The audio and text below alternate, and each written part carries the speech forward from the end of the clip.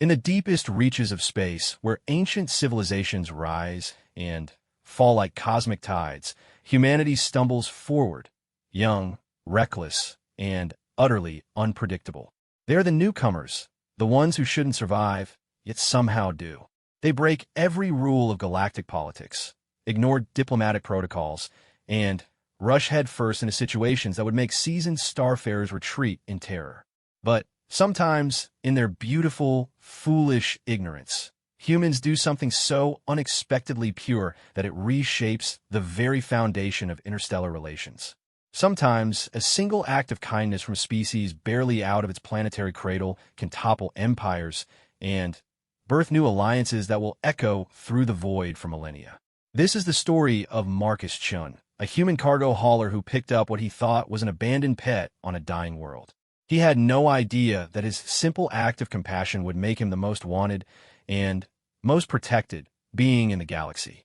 He certainly never imagined that the pet he carried in his ship's cargo hold was the heir to the most powerful empire in known space, or that its mother, the Zephyrian Queen, was silently watching his every move, ready to either crown him as a saint or obliterate him as a threat. In the vast darkness between stars, where survival often depends on cold calculation and brutal pragmatism, humanity's greatest strength isn't their technology or their weapons. It's their stubborn, inexplicable refusal to leave the helpless behind, even when it might cost them everything. Marcus Chun wiped the sweat from his forehead as he guided his cargo hauler through the asteroid field surrounding Zirion Prime.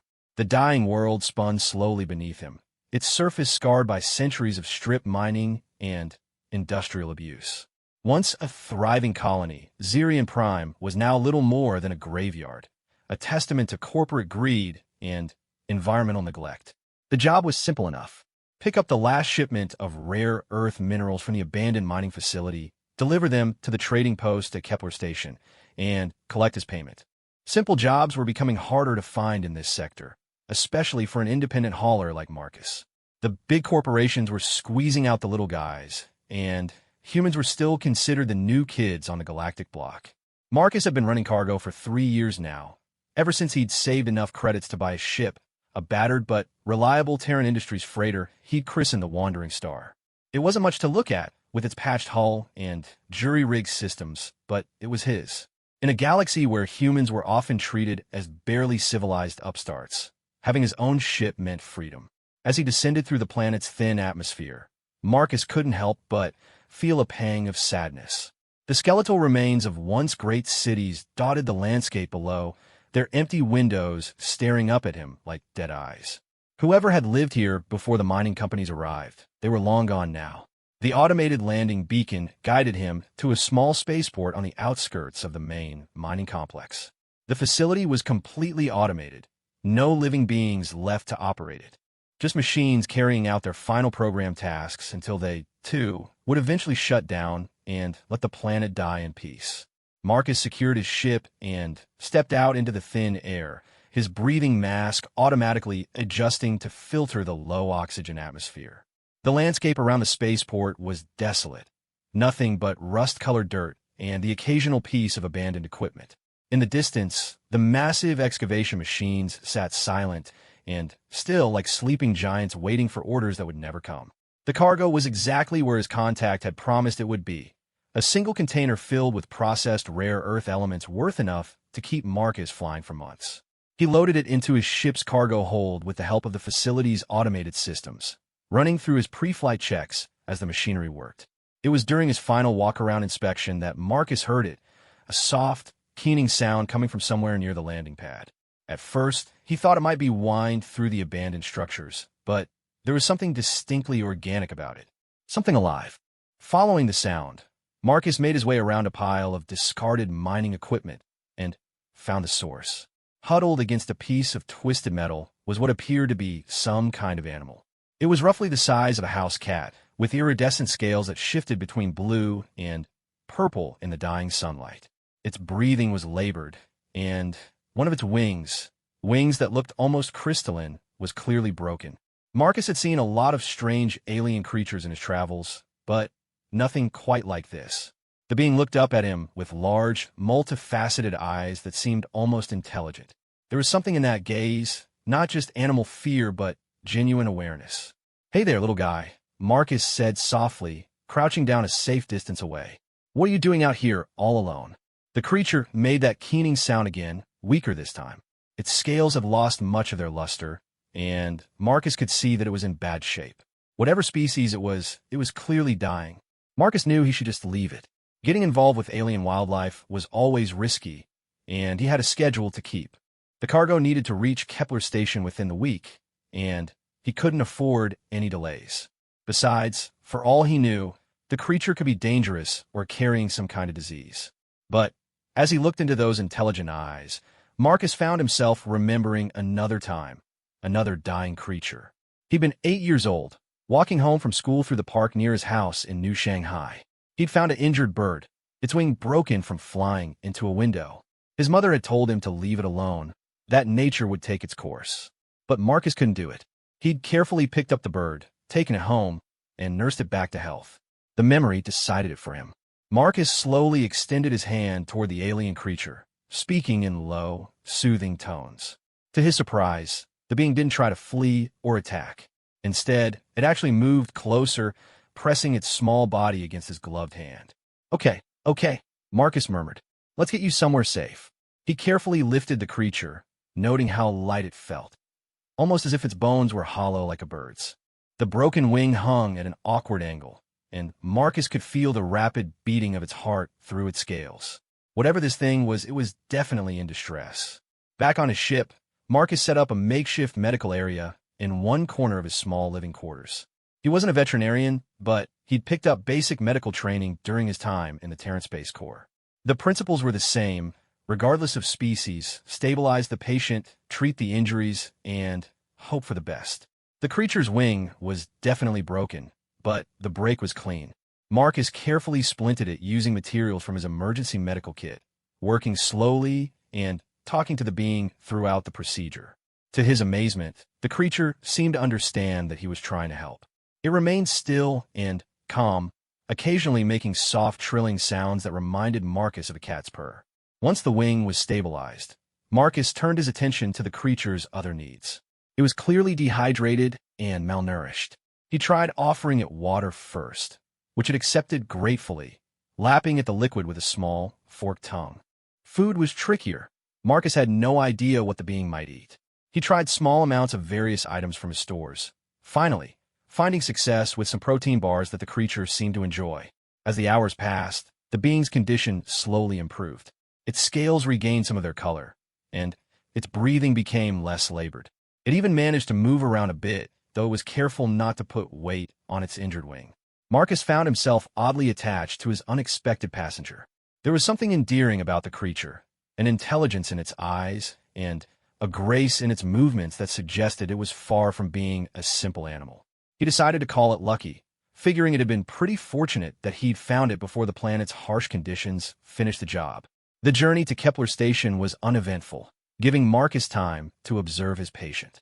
Lucky seemed to be a quick learner. It figured out how to use the small sleeping area Marcus had set up for it, and even seemed to understand basic commands. More than once, Marcus caught the creature watching him with an almost studious expression, as if it was trying to understand his behavior. What Marcus didn't know was that his every action was being observed by others. Far beyond the range of his ship's sensors, a massive vessel moved through the void, a ship so large it could have housed a small city. Its hull was the same iridescent blue-purple as Lucky's scales, and it bristled with weapons that could reduce a planet to slag in minutes. On the bridge of this ship, a being of incredible beauty and terrible power watched the human's activities through quantum-entangled sensors that his primitive technology couldn't even detect. The Zephyrian Queen stood over 10 feet tall, her crystalline wings spread wide behind her as she observed the small human caring for her offspring. Queen Zarthex had been searching for her missing child for days. The young prince had been exploring near the edge of known space when solar storms had damaged his scout ship, forcing him to crash land on the dying world where Marcus had found him. The queen had arrived too late to prevent the crash, but just in time to watch a primitive human discover her most precious treasure. Now, as she watched this strange alien creature tend to her son's injuries with such care and gentleness, the queen found herself facing a dilemma that had no precedent in Zephyrian law or custom. According to ancient tradition, any alien who discovered a member of the royal family was to be immediately eliminated to protect state secrets. But this human's actions challenged everything the Zephyrians believed about lesser species. The human called Marcus Chun had shown her son kindness when he could have simply left him to die. He had used his own resources to heal the prince's injuries, had shared his food and water, had even created a comfortable sleeping area. All of this for a creature he believed to be nothing more than an injured animal. In Zephyrian culture, such selfless behavior toward the helpless was considered the highest virtue, one that their own people sometimes struggled to achieve. To see it displayed so naturally by a species they considered barely evolved was both humbling and fascinating. The queen's advisors urged her to simply destroy the human ship and retrieve the prince. It would be clean, efficient, and in accordance with the law. But Zarathex found herself reluctant to give the order. This human had shown her son mercy and care when he was most vulnerable. Did he not deserve the same consideration? As the wandering star continued its journey toward Kepler Station, both the human and the Zephyrian queen remained unaware of the other's presence. One focused on caring for what he thought was an injured animal, the other wrestling with questions that would soon reshape the political landscape of the galaxy. Marcus checked on Lucky one more time before settling in for the night. The creature seemed much better. Its breathing was steady, and it had eaten well. As he watched, Lucky curled up in its makeshift bed and closed its multifaceted eyes, making soft, contented sounds. "Good night, Lucky," Marcus whispered, dimming the lights in his quarters. In the vast darkness of space, two very different beings watched over a sleeping prince, neither knowing that their actions would soon echo across the stars and change the course of history itself. The human carried his burden of compassion with quiet pride, while the Zephyrian queen carried her burden of judgment with growing uncertainty. The stage was set for a confrontation that would test the boundaries of mercy, challenge the foundations of galactic law, and prove that sometimes the most powerful force in the universe is a simple act of kindness from an unexpected source. 3 days into the journey to Kepler Station, Marcus began to suspect that Lucky was far more intelligent than any ordinary animal. The creature had not only learned to navigate the ship's cramped quarters, but had also started showing what could only be described as problem-solving behavior. Marcus first noticed it when he found Lucky attempting to manipulate the environmental controls in his quarters. The creature had somehow figured out that the small panel near its sleeping area controlled the lighting and temperature, and was methodically testing different combinations of touches with its delicate claws. "Curious little thing, aren't you?"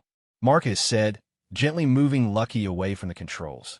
The creature looked up at him with those large, multifaceted eyes, and made a series of soft chirping sounds that almost seemed like questions. Over the following hours, Marcus conducted informal experiments. He would point to objects and speak their names, and Lucky appeared to be listening intently, sometimes attempting to repeat the sounds with its own vocalizations. The creature's vocal cords were obviously different from human ones, producing trills and harmonics that Marcus couldn't replicate, but there was an unmistakable pattern to the responses. The breakthrough came when Marcus was eating dinner. He pointed to his meal and said food, then pointed to Lucky's bowl and repeated the word. To his amazement, Lucky made a sound that, while alien, had the same number of syllables and similar rhythm. When Marcus pointed to the water dispenser and said water, Lucky again produced a corresponding sound. "You trying to learn my language, aren't you?" Marcus asked, hardly believing it himself. Lucky tilted its head, a surprisingly human-like gesture, and made an inquiring trill. Marcus began spending more time teaching Lucky basic words and concepts. The creature proved to be a remarkably quick learner, and within a day had mastered simple terms for food, water, sleep, and even its own name. Its pronunciation was unique. The word Lucky came out as something like Luki Trill, but it was unmistakably an attempt at speech. What Marcus didn't realize was that Prince Kayeth, for that was Lucky's true name, was not learning a primitive alien language for the first time. He was actually remembering. Zephyrian royal education included linguistic programming for dozens of galactic languages, including the major human dialects. The crash had caused temporary amnesia and confusion, but his memory was slowly returning. As the prince's awareness grew, so did his understanding of his situation. The human, Marcus, had saved his life and was continuing to care for him despite having no knowledge of who or what he truly was. This level of selfless compassion was virtually unknown in galactic politics, where every action was calculated for advantage. Through the quantum-entangled sensors his mother had placed on him at birth, Prince Kayeth could sense the massive Zephyrian battle fleet shadowing their small ship. He knew his mother was watching, waiting, deciding. The thought filled him with both hope and dread. Hope that he would soon be reunited with his family, but dread for what might happen to Marcus. Queen Zarathex faced a crisis unlike any in Zephyrian history. Her advisors were growing increasingly impatient with her hesitation. High Admiral Vextar, her chief military commander, had requested an audience 3 times in the past day alone. "Your Majesty," Vextar said as he entered the Queen's private chambers, his own crystalline wings folded in a gesture of respect. "The Council grows restless. We have the human ship within range. One pulse from our primary weapons would end this situation cleanly." The Queen stood at the massive viewing window that dominated the rear wall of her chambers, watching the tiny speck of light that represented the human ship. "Tell me, Admiral, what is the first law of our people?" Vextar's mandibles clicked in confusion. "The protection of the royal bloodline above all else, Your Majesty." "And the second law?" "The strong must protect the weak." Vextar paused, beginning to understand where this conversation was leading. This human, this Marcus Chun, he is weak by our standards, yes? His ship is primitive, his weapons minimal, his technology centuries behind ours.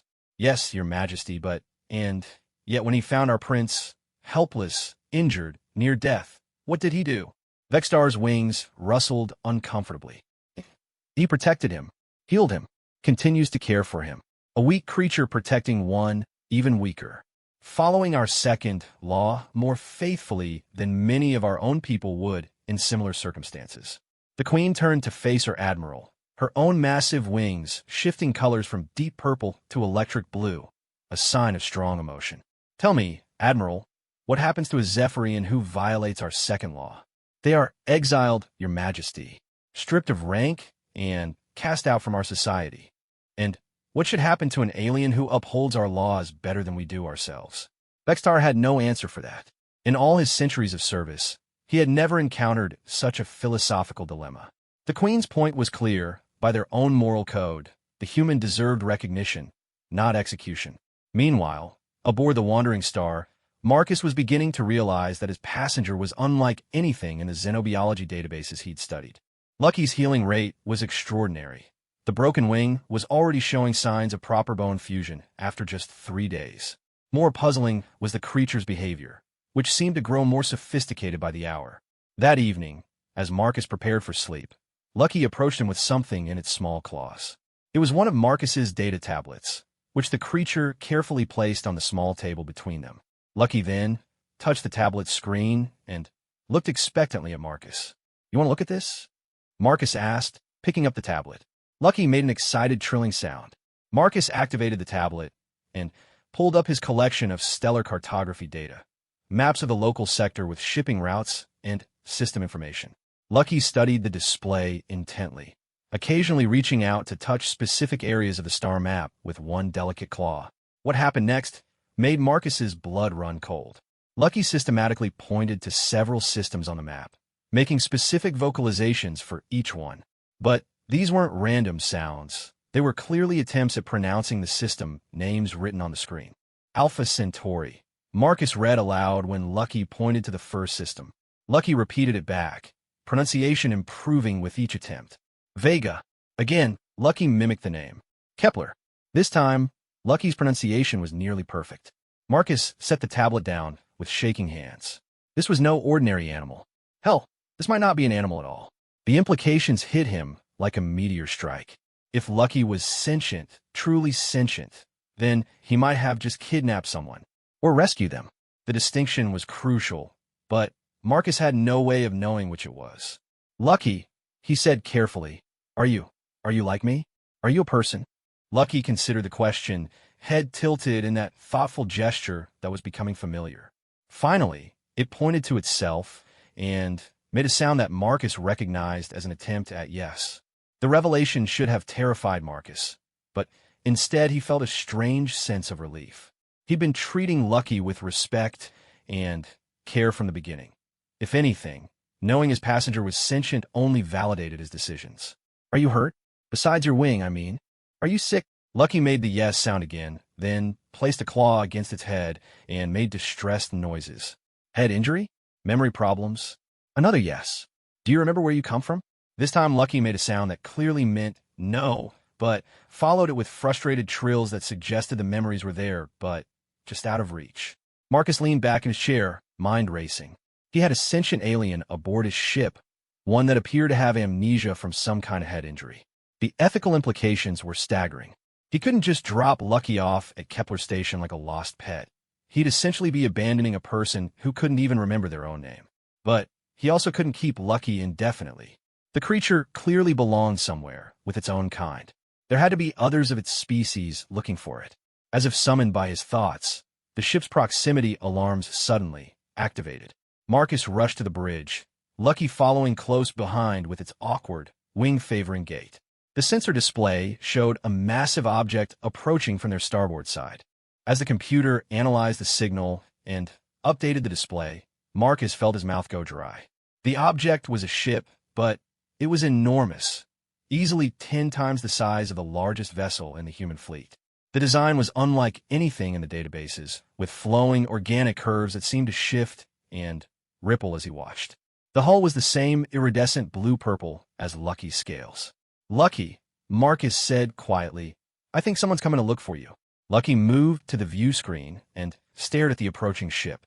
Suddenly, it made a sound unlike any Marcus had heard from it before, a complex musical phrase that seemed filled with both joy and fear. The communication board lit up with an incoming transmission. Marcus hesitated, hand hovering over the accept button. Whatever was about to happen would change everything. He looked down at Lucky, who was trembling slightly, but nodding encouragingly. Marcus accepted the transmission. The screen filled with the image of a being that was clearly the same species as Lucky, but larger and far more imposing. The creature stood easily 10 feet tall, with massive crystalline wings spread behind it, and scales that shifted through the entire spectrum of visible light.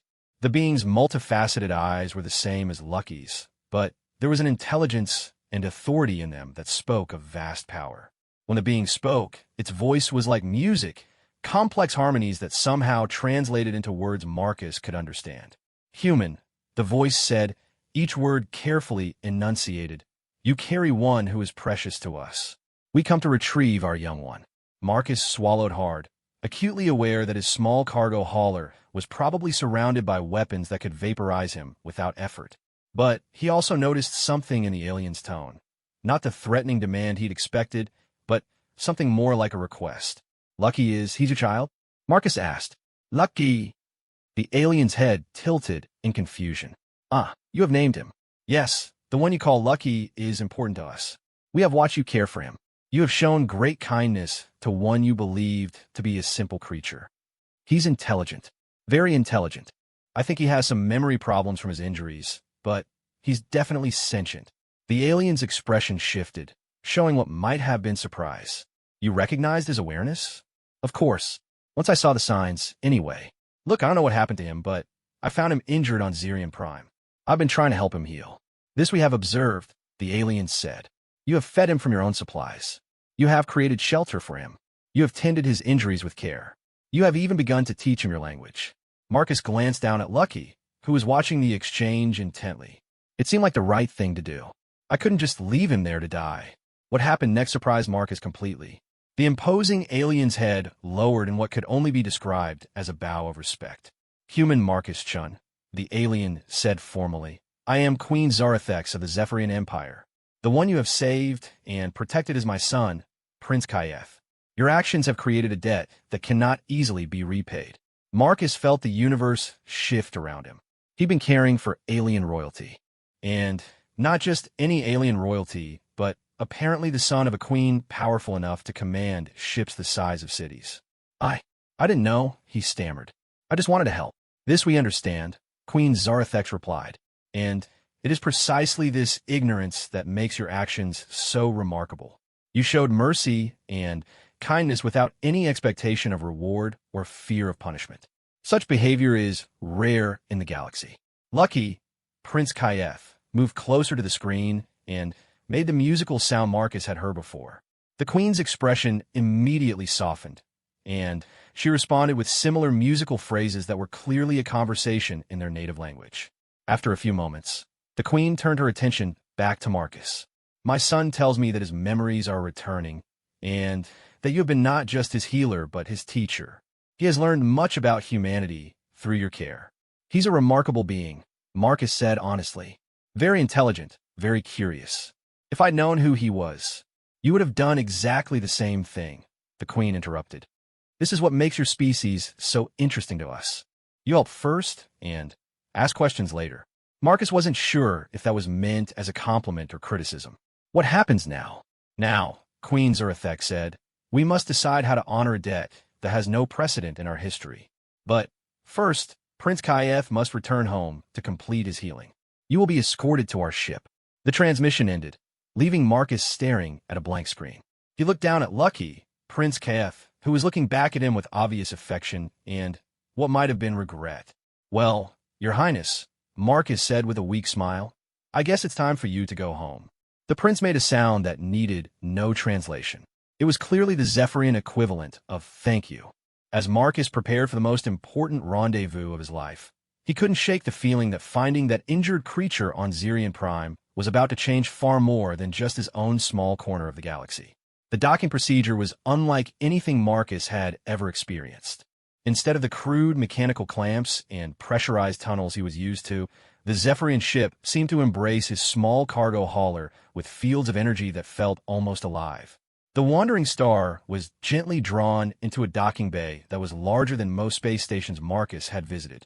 As the energy fields secured his ship, Marcus marveled at the technology surrounding him. The docking bay's walls seemed to pulse with their own inner light, and the air itself shimmered with particles that created patterns like aurora displays. Everything was curved and organic, as if the ship had been grown rather than built. Prince Kayeth had become increasingly excited as they approached the Zephyrian vessel. His scales had brightened considerably, and he'd started making complex musical sounds that Marcus was beginning to recognize as expressions of anticipation. Despite his own nervousness about meeting an alien royalty face-to-face, Marcus found himself smiling at the prince's obvious joy. Ready to go home, Lucky? He asked, then caught himself. Sorry, I mean Prince Kayeth. I should probably use your real name now. The prince looked up at him and made a sound that Marcus had learned meant no. Then, carefully pronouncing each syllable, Kayeth said, Lucky, good name. Marcus gave. Lucky stays too. Marcus felt a strange tightness in his chest. In just a few days, he'd grown genuinely fond of his unexpected passenger. The idea that the prince wanted to keep the name he'd given him was unexpectedly moving. The airlock cycled, and Marcus stepped onto the alien ship for the first time. The sensation was disorienting.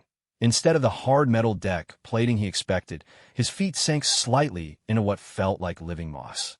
The corridor beyond was vast, with a ceiling that seemed to stretch up into infinity. Bioluminescent patterns flowed along the walls like slow rivers of light. A delegation was waiting for them. Marcus recognized Queen Zarathek's immediately. Her imposing presence made the corridor seem smaller despite its immense size. She was flanked by several other Zephyrians, all of whom watched Marcus with intense curiosity. Prince Kayeth immediately rushed to his mother, his injured wing preventing him from flying, but not slowing his awkward run. The Queen's demeanor transformed instantly from regal authority to maternal concern as she examined her son, running delicate claws along his healing wing and making soft, worried sounds. The reunion was clearly emotional for both of them, but Marcus noticed that Kayeth kept looking back at him during the examination, as if making sure he hadn't been abandoned. After satisfying herself that her son was indeed recovering well, Queen Zarathek approached Marcus. Up close, she was even more impressive. Her scales seemed to contain depths of light that shifted with her emotions, and her presence radiated a kind of power that made the air itself seem to thrum with energy. Marcus Chun, she said, her voice carrying harmonics that resonated in his chest. You have returned our most precious treasure to us. The debt we owe you is beyond calculation. Marcus felt incredibly small next to the towering queen, but he managed to keep his voice steady. I don't need any payment, Your Majesty. I'm just glad Prince Kaeth is safe. One of the other Zephyrians, whose scales were more military in their precise patterns, stepped forward. Marcus guessed this was probably the admiral or general equivalent. Your Majesty, the military Zephyrian said, perhaps we should continue this conversation in a more appropriate setting. The human's vessel should be quarantined and examined, and he should be debriefed according to protocol. The Queen's scales shifted to a deeper, more ominous blue. Admiral Vextar, what exactly are you suggesting? Standard procedure for contact with unknown species, Your Majesty. Isolation, interrogation, and... The Admiral paused, glancing at Marcus. Appropriate measures to ensure security. Prince Kaeth, who had been following the conversation despite it being conducted in Standard Galactic rather than his native language, suddenly moved to stand beside Marcus. The young prince's scales flashed bright orange, a color Marcus hadn't seen before, but which clearly meant something significant to the other Zephyrians. Mother, Kaeth said in his still improving Standard, Marcus is friend. Saved lucky. Protected when weak. Pot language. Shared food. Made safe place. Cannot hurt Marcus. The Queen looked down at her son, then at Marcus, then at her increasingly uncomfortable Admiral. Admiral Vextar, my son speaks of friendship. Tell me, what is our law regarding those who show kindness to our young? They are to be honored, Your Majesty, protected as family. And what is our law regarding friends of the royal house? Admiral Vextar's wings rustled with obvious displeasure. They are granted immunity and protection under royal decree. Then, it seems Marcus Chen's status is quite clear, doesn't it? The Queen's tone carried a finality that made it obvious the discussion was over. Marcus found himself being escorted through corridors that defied his understanding of ship architecture.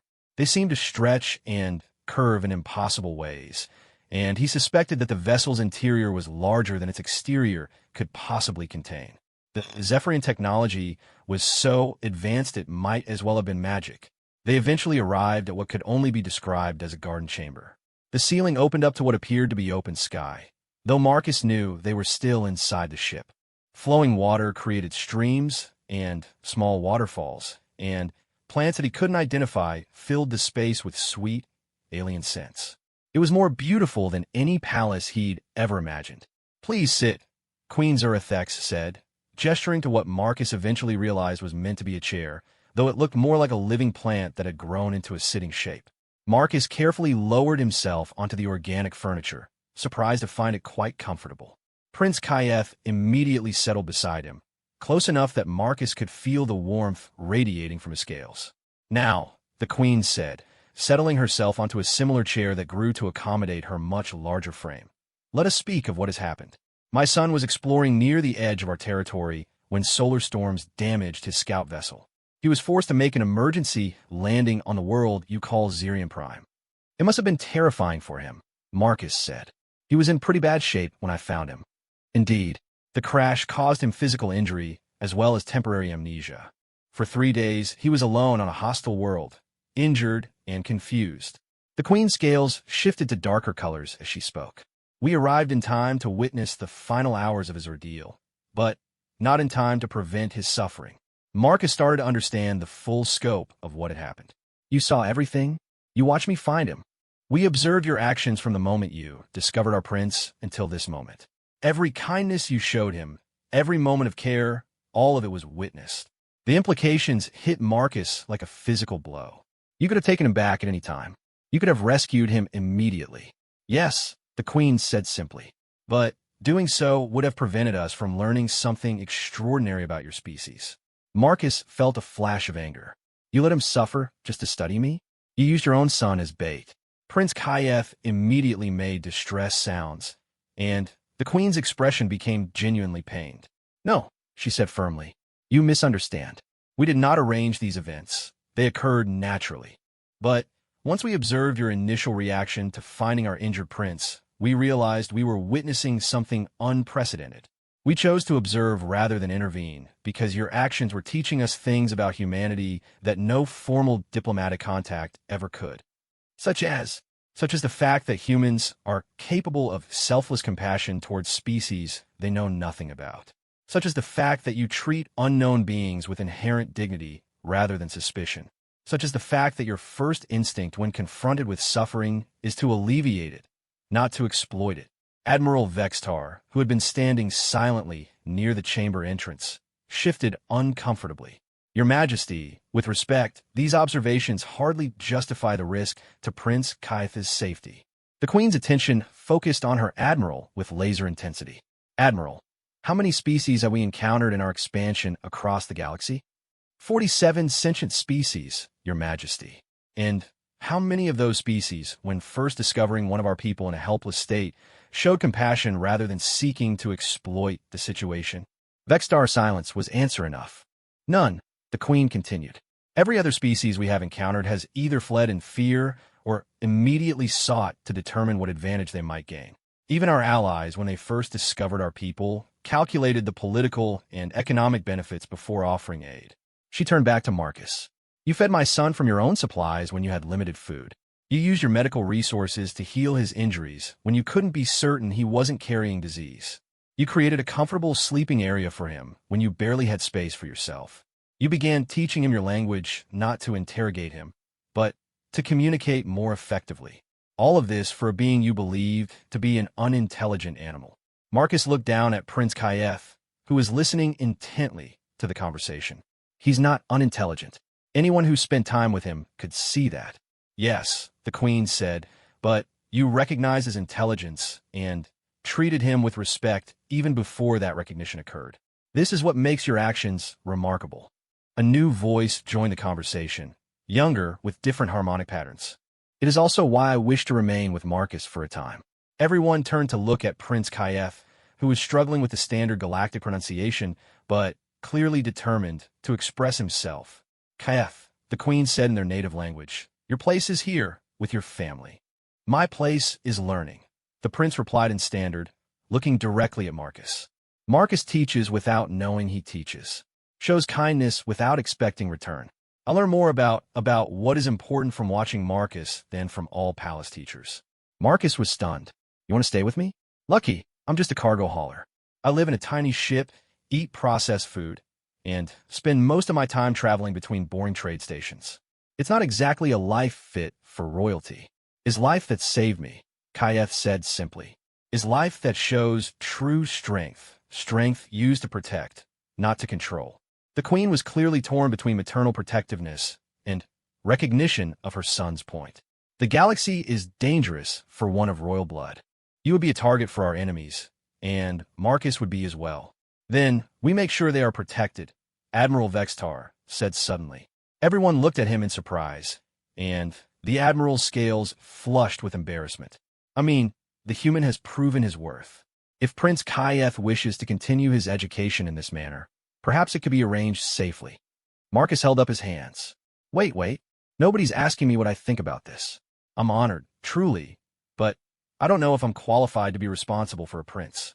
You already were responsible for a prince, the Queen pointed out, and you performed admirably. That was different. That was just basic decency. Exactly, Queen Zerethek said, her scales brightening with what Marcus was beginning to recognize as approval. Basic decency is apparently far from basic. In our observations of galactic civilization, it is among the rarest of qualities. Marcus looked around the beautiful chamber, then down at Prince Keth, who was watching him with hopeful eyes.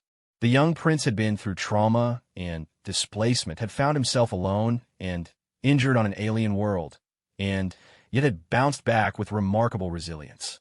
Maybe there was something to be said for learning about life from outside the protected environment of a royal palace. If I agreed to this, Marcus said carefully, what would it involve? I can't exactly enroll him in human schools, and I don't have the resources to provide the kind of education a prince probably needs. The education he needs, the Queen said thoughtfully, may not be the education we originally planned for him. Kaith will someday rule our people, and if he is to rule wisely, he must understand the galaxy as it truly is, not as it appears from the isolation of royal courts. Admiral Vextar stepped forward. We could provide escort vessels, disguised as merchant ships, medical support, educational resources, protection, all without interfering with the educational experience. Marcus was beginning to realize that this conversation had moved far beyond a simple request. This was becoming a diplomatic arrangement that could affect two entire species. What does this mean for humanity? He asked. I mean, if I'm essentially tutoring alien royalty, that makes me some kind of unofficial ambassador, doesn't it? It makes you something entirely new, Queen Zarthex replied. A bridge between our peoples, perhaps. A demonstration that understanding can exist where none existed before. Prince Kayeth leaned against Marcus's arm, making the soft purring sound that indicated contentment. Despite the magnitude of what was being discussed, Marcus found himself smiling. The young prince had already changed his life in ways he was only beginning to understand. Okay, Marcus said finally, but we do this my way. No special treatment, no royal protocols while he's with me. He's lucky, my friend and student. And if at any point this becomes dangerous for him or for humanity, we call it off immediately. Agreed, the queen said, and something in her voice suggested that this simple word carried the weight of a royal decree. As they worked out the details of what would surely be the galaxy's most unusual educational arrangement, Marcus couldn't help but think about the chain of events that had led to this moment. A simple act of compassion for an injured creature had somehow evolved into a diplomatic breakthrough that might reshape interstellar relations.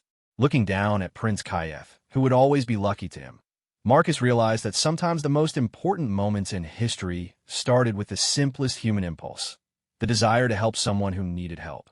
The universe, it seemed, was about to become a much more interesting place. 6 months after Prince Kayeth, Lucky, joined Marcus on the Wandering Star, their partnership had become the subject of intense galactic interest. What had begun as an unusual educational arrangement had evolved into something unprecedented, the first successful long-term cultural exchange between humans and a major alien power. The changes in both of them were remarkable. Lucky had grown considerably, his scales now displaying more complex patterns that indicated his approaching adulthood. His injured wing had healed completely, allowing him to fly within the ship's cargo bay when Marcus wasn't around to worry about him hitting his head on the ceiling. More importantly, his language skills had progressed to the point where he could hold complex philosophical discussions with Marcus during the long hyperspace jumps. Marcus, for his part, had gained an education in galactic politics and xenobiology that no human university could have provided. Through Lucky, he learned about species and civilizations that humanity hadn't even discovered yet, about trade networks that spanned thousands of light years, and about the delicate balance of power that kept the galaxy from descending into chaos. Their current mission was a perfect example of how their partnership had evolved. Instead of hauling simple cargo, Marcus was now serving as an unofficial mediator in trade disputes involving human colonies and alien merchants. The Zephyrian royal seal that Lucky carried gave them access to places and people that would normally be far beyond Marcus's reach, while Marcus's human perspective often provided solutions that traditional diplomats missed.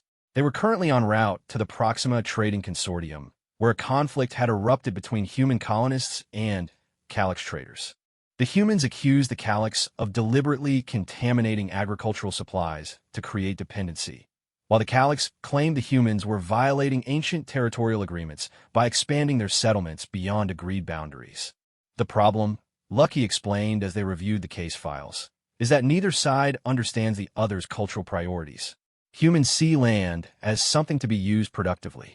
Calyx see land as something to be preserved eternally. So it's not really about the contaminated supplies at all, Marcus said, beginning to understand. It's about the Calyx trying to force the humans to stay within the original boundaries. Exactly. And the humans respond by expanding faster, thinking the Calyx are trying to cheat them out of resources they need. Marcus shook his head. Why didn't the consortium mediators figure this out? Because they're trying to resolve a trade dispute instead of a cultural misunderstanding. They're focused on the contamination issue because that's the legal violation, but that's just a symptom of the real problem. It was this kind of insight that had made their partnership so valuable. Lucky's royal education gave him deep knowledge of alien cultures, while Marcus's practical experience helped him understand how abstract cultural differences played out in real-world situations. Their reputation had grown to the point where they were receiving requests for mediation from across the sector. The irony wasn't lost on Marcus. He'd gone from being a minor cargo hauler to being one of the most sought-after diplomatic problem solvers in known space, all because he'd stopped to help an injured animal. The Wandering Star dropped out of hyperspace near Proxima Station a massive orbital facility that served as the hub for trade between a dozen different species. Marcus had visited the station several times before, but it never failed to impress him. The structure was actually a collection of smaller stations connected by transit tubes, each section designed to accommodate the environmental needs of different species. As they approached the docking bay assigned to them, Lucky pointed out various ships in the traffic pattern. "Those are Calyx vessels," he said, indicating a group of sleek, silver ships that seemed to flow like liquid metal. Very advanced propulsion technology, but they prefer to keep it to themselves. And there, he pointed to a cluster of more angular vessels. "Those are human ships. Much more utilitarian design, philosophy." Marcus nodded, noting the contrast. Even in their spacecraft, the cultural differences were obvious. The Calyx vessels were works of art that happened to be functional, while the human ships were tools that happened to have aesthetic appeal. They were met at the docking bay by Coordinator Jackson, a member of the consortium's mediation staff. Jackson belonged to a species Marcus had learned to recognize: tall, thin humanoids with translucent skin that revealed their internal circulatory systems. They were known for their neutrality and their skill at managing complex negotiations. "Marcus Chun, Prince Kayeth," Jackson said, using Lucky's formal name in a gesture of respect. "We are grateful for your assistance. The situation has deteriorated since our initial request. Both sides are now threatening to withdraw from the consortium entirely. How much time do we have?" Marcus asked as they made their way through the station's corridors. "The human delegation is scheduled to depart in 3 days. If they leave without a resolution, it will likely mean the end of human participation in this entire trade network." Lucky's scales shifted to a pattern Marcus recognized as concern. That would be economically devastating for the human colonies in this sector. "And the Calyx?" Marcus asked. "They have other options, but they genuinely prefer trading with humans. Your species produces certain agricultural products that are highly valued in Calyx culture. They don't want to lose access, but their cultural pride won't allow them to appear weak." Marcus was beginning to see the scope of the problem. This wasn't just about one trade dispute. It was about whether humans could successfully integrate into the existing galactic economy or would remain isolated on the periphery. The first meeting with the disputing parties was held in one of the station's formal conference chambers. The room was designed to accommodate multiple species, with adjustable seating, variable gravity fields, and atmospheric control for different environmental needs. The human delegation consisted of 3 representatives from the affected colonies: Dr. Sarah Martinez, the agricultural specialist who had first detected the contamination; Colony Administrator James Park, who handled the legal and administrative aspects; and Captain Lisa Thompson, representing the Colonial Defense Forces. The Calyx delegation was smaller, but more imposing. Elder Scythera served as their primary negotiator, accompanied by Trade Singer Vexmoth, and what Marcus gathered was some kind of cultural advisor whose name was too complex for the translation systems to handle properly. The initial presentations went exactly as Marcus and Lucky had predicted. The humans focused on the technical details of the contamination and its economic impact. The Calyx spoke in complex metaphors about the sanctity of ancient boundaries and the importance of honoring agreements made by previous generations. Marcus let them talk for nearly an hour before calling for recess. During the break, he and Lucky huddled in a corner of the conference room. "They're not even having the same conversation," Marcus observed. "The humans think this is about trade efficiency and economic fairness," Lucky agreed. "The Calyx think it's about cultural respect and territorial sovereignty. So how do we get them to actually communicate?" Lucky's scales shifted to a pattern Marcus had learned indicated deep thought. "We make them understand what the other side is really asking for." When the session resumed, Marcus took a different approach. Instead of asking the parties to respond to each other's presentations, he asked them to answer different questions. "Dr. Martinez," he said, "in your opinion, what would the Calyx need to see from the human colonies to believe that they are good neighbors?" Dr. Martinez looked puzzled. "I'm not sure I understand. This is about contaminated agricultural supplies. Humor me for a moment. If you were in the Calyx position, what would convince you that the humans could be trusted?" Dr. Martinez thought for a moment. "I suppose evidence that we respect their territorial claims? Some kind of formal recognition that we're not trying to push them out of areas they consider important?" Marcus turned to Elder Scythera. "Elder, in your experience, what do humans most value in trade relationships?" The Calyx elder's response came through the translation system in carefully measured tones. They value efficiency, predictability, and mutual benefit. They wish to know that agreements will be honored and that both parties will profit. So, Dr. Martinez, Marcus continued, if the humans formally acknowledge Calyx's territorial boundaries and agree to consult before any future expansion, would that address your concerns about trade stability? Well, yes, actually. If we knew the boundaries were stable and wouldn't change arbitrarily, it would make long-term planning much easier. Marcus turned back to Elder Scythera. And, Elder, if the humans agreed to respect your territorial boundaries, would that eliminate the need for indirect methods of encouraging compliance? There was a long pause as the Elder consulted with the other Calyx delegation members in their native language, a series of harmonic sounds that reminded Marcus of whale songs. If the humans demonstrated genuine respect for our sovereignty, Elder Scythera finally said, there would be no need for protective measures regarding our shared resources. Lucky had been watching this exchange with growing excitement, his scales shifting through patterns that Marcus recognized as intense satisfaction. The young prince understood what was happening.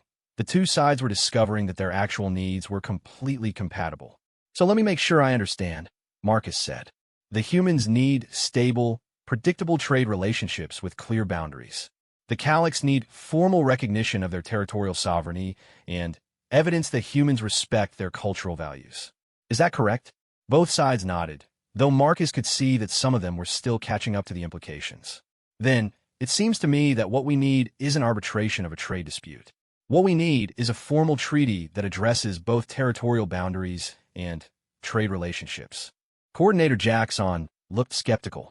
Treaty negotiations typically take months or years. We have 3 days.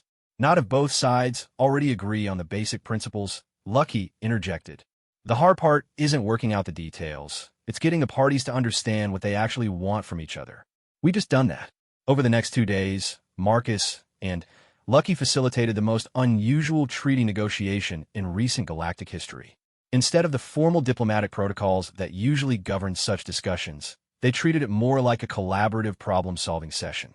The breakthrough came when Dr. Martinez suggested that human agricultural techniques might actually be beneficial for Calyx territorial preservation goals.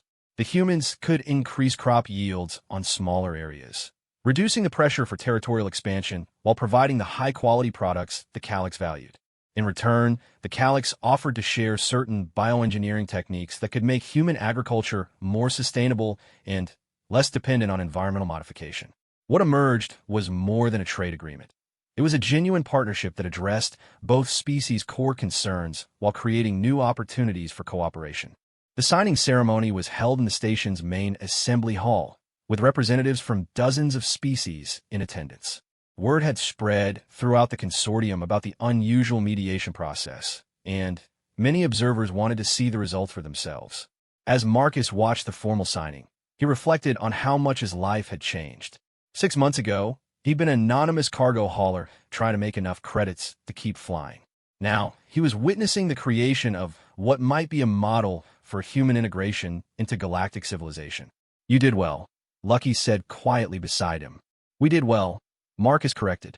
I couldn't have understood the Calyx perspective without your help, and you couldn't have related to the human concerns without seeing them through my experiences.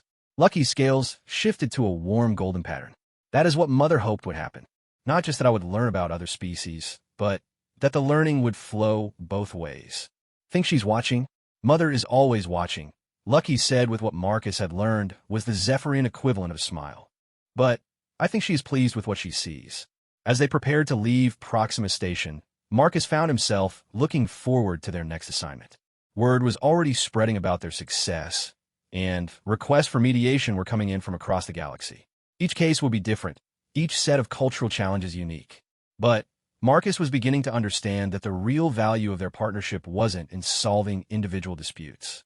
It was in demonstrating that understanding between different species wasn't just possible, it was profitable, practical, and ultimately essential for galactic civilization to thrive. The human and the Zephyrian prince made an unlikely diplomatic team, but they were proving something important to a watching galaxy. Sometimes the best way to bridge the gap between different worlds was simply to care enough about someone from another world to really listen to what they were trying to say. as the wandering star jumped back into hyperspace, carrying them toward their next adventure. Marcus couldn't help but smile. He'd set out to be a cargo hauler and somehow ended up as an interstellar diplomat. Lucky had been destined to rule an empire and instead was learning to serve a larger community.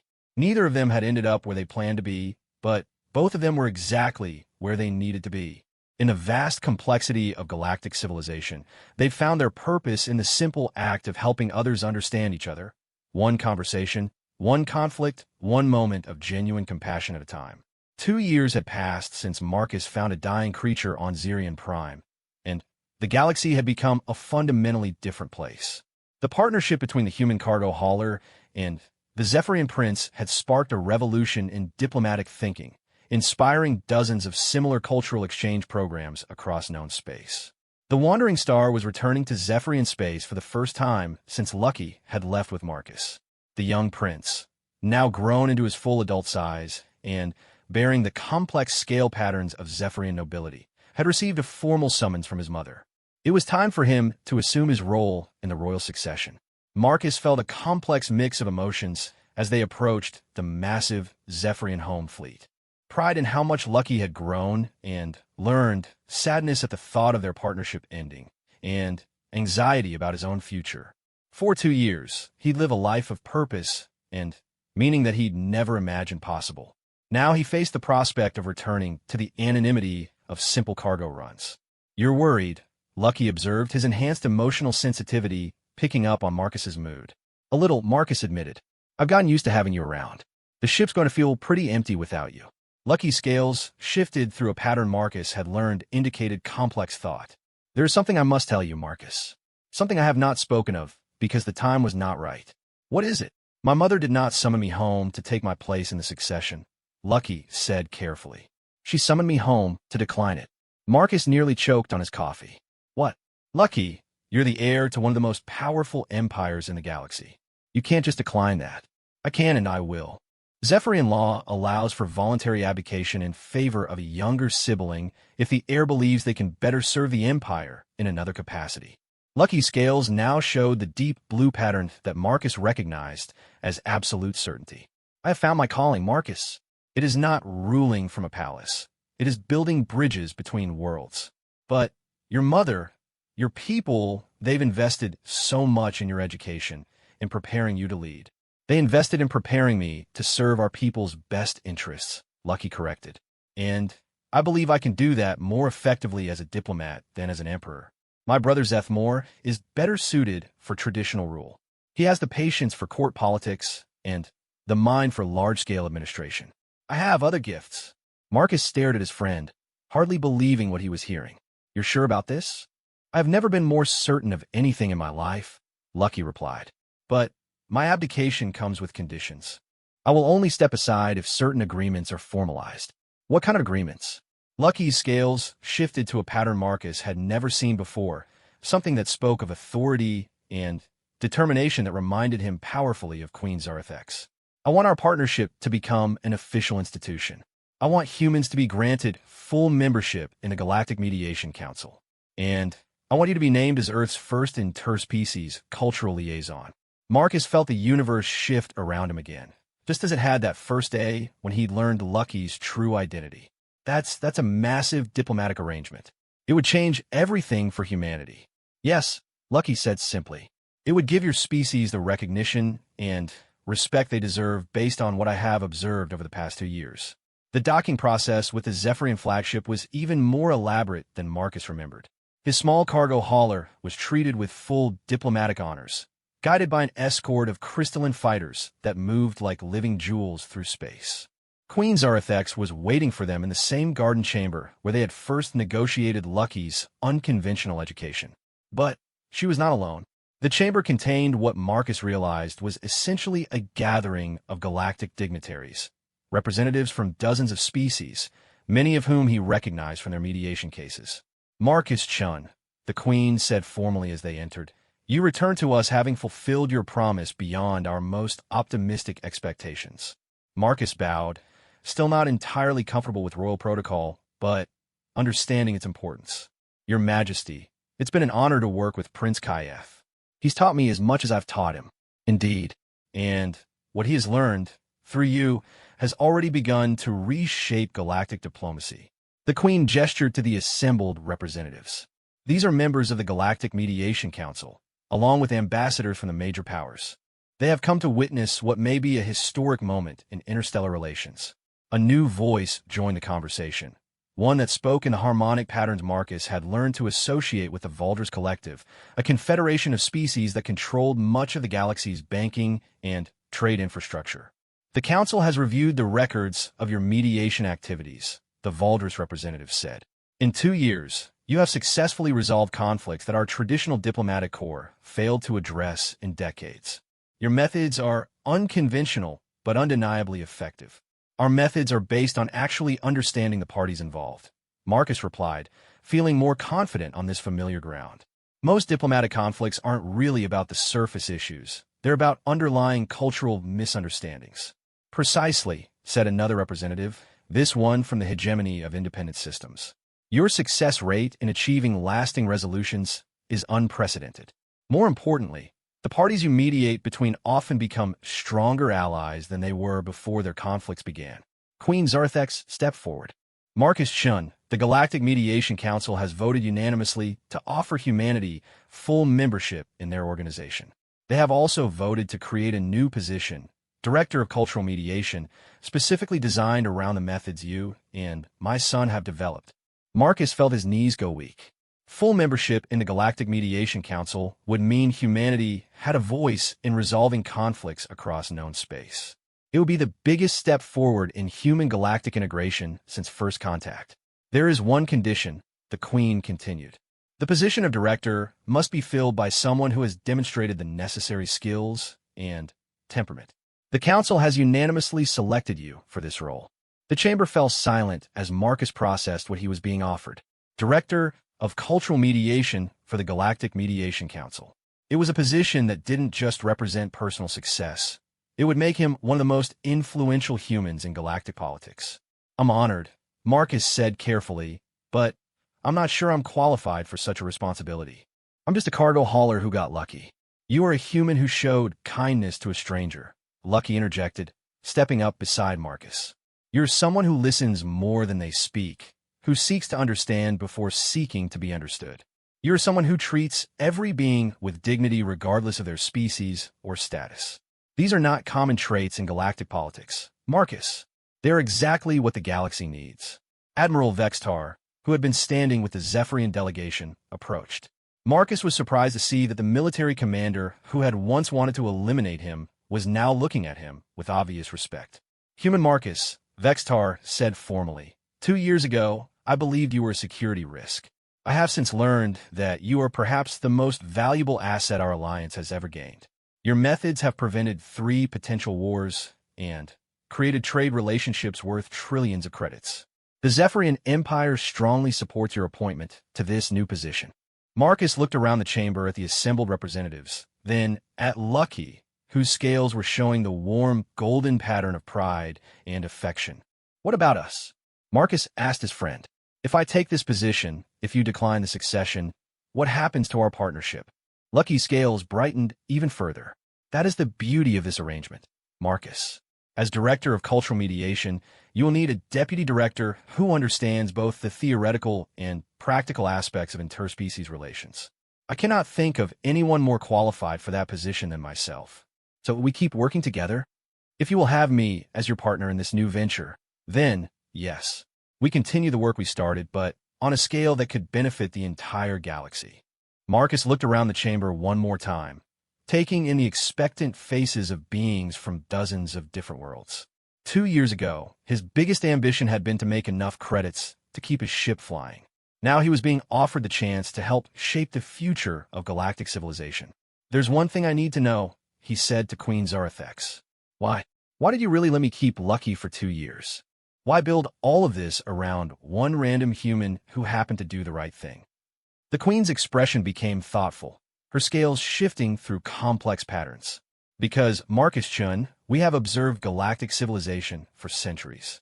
We have seen empires rise and fall, species make contact, and either flourish together or destroy each other. And in all our observations, we have learned one fundamental truth. The species that survive and thrive are not necessarily the strongest or the most advanced. They are the ones that choose compassion over calculation, cooperation over conquest. She gestured to the assembled representatives. Every species here has been changed by contact with humanity, not through your technology or your military might, but through your fundamental assumption that cooperation is preferable to conflict. This is a rare trait among sentient species, and it may be the key to true galactic peace. You're saying humanity's greatest strength is that we care too much. I'm saying that humanity's greatest strength is that you care at all, the Queen replied. Most species learn to suppress compassion as they develop advanced civilizations. You have somehow managed to retain it even as you've reached for the stars. This makes you uniquely valuable as mediators and peacekeepers. Lucky moved closer to Marcus, his adult form now tall enough that they could look each other in the eye. So, what do you say, my friend? Are you ready to help build a galaxy where cooperation is stronger than competition? Marcus thought about the long journey that had brought him to this moment. A cargo run to a dying world. An injured creature that needed help. A simple decision to choose kindness over convenience. None of it had been planned. None of it had been calculated for advantage. He'd simply done what felt right at each step along the way. I have one condition, Marcus said, addressing the assembled representatives. If Lucky and are going to do this, we do it our way. No political protocols, no diplomatic immunity, no special treatment. We go where we're needed, we help who needs help, and we solve problems by understanding people, not by negotiating around them. Agreed, said the Valdris representative immediately. Agreed, echoed the others. Queen Zurithex stepped forward and placed one delicate claw on Marcus's shoulder, a gesture of acceptance and blessing that he felt honored to receive.